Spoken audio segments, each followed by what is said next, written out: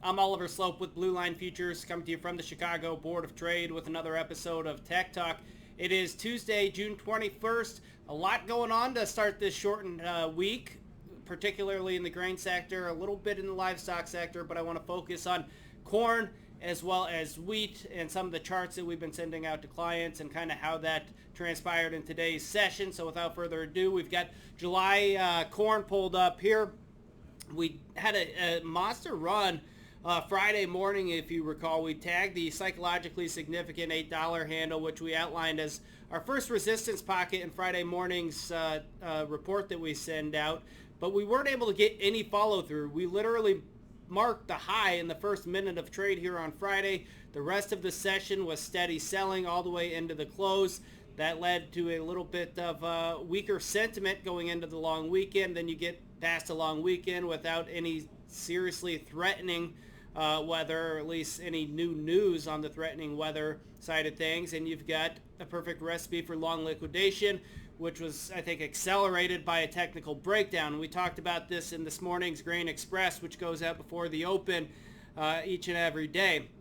Said the market is broken below the 50-day moving average, which opens the door for a potential retest of significant support, 747 to 753, which is right where we got to today. Today's low was 752 and a quarter, so there wasn't a whole lot of support, and that triggered long liquidation, which may have amplified the move that we saw in today's trade. Keep in mind, we also have July option expiration this week on Friday. There's a lot of open interest at that 750 handle, so today's weakness might not see much follow through as we head into expiration on a shortened week. Now, as far as the wheat goes, wheat saw similar pressure, maybe even a little bit more pressure. Broke down here below the trading range that we've been in, near 1027, 1035, which we outlined in the morning reports as well, and brought us down into this next pocket. I think the market can probably find a little bit of support down here, but a break and close below here, and my gosh, you do not have a lot of support below there. So this is a must-hold area for the bull camp in the mid-970s, a break and close below there. There's really not a whole lot until you get down to that 200-day moving average, which doesn't come in until below $9, 896 and a half to be exact. And this is something else that we talked about in our daily grain commentary. As you can see, we posted the charts. 967 and a quarter was big support. It's pretty darn close to where we got. Must-hold area for the bulls going into the what will be the back half of the week here very shortly. And if you want to get signed up for our daily reports, whether it be the grain or livestock segments, you can head over to our site, bluelinefutures.com, select research, sign up for a free trial. That'll take you to this page where you can select the different markets that you might be interested in, whether it be crude oil, gold, forex, grains, softs, etc. You name it, we cover it.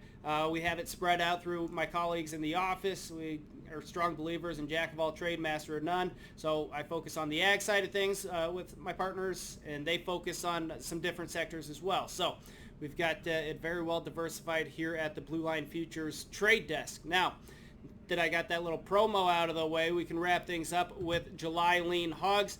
July lean hogs broke out above trendline resistance today. We were flirting with it on Friday, finally got some conviction today, which took us to that 100-day moving average near 112.88 to 113. This was a big level all the way back to the beginning of April as well. So this is going to be a big one to keep a close eye on. We're still pretty friendly on lean hogs and think we can get a little bit of follow through, but we need to see a conviction close out above the top end of this risk range, which comes in closer towards 114.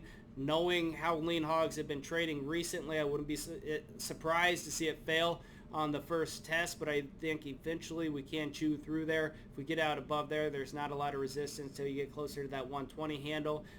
Obviously, we're going to start looking a little bit further down the timeline to give us ample time frame to play that long side with the lean hogs and clients who like to be bullish this particular commodity going forward. So that's what we're looking at.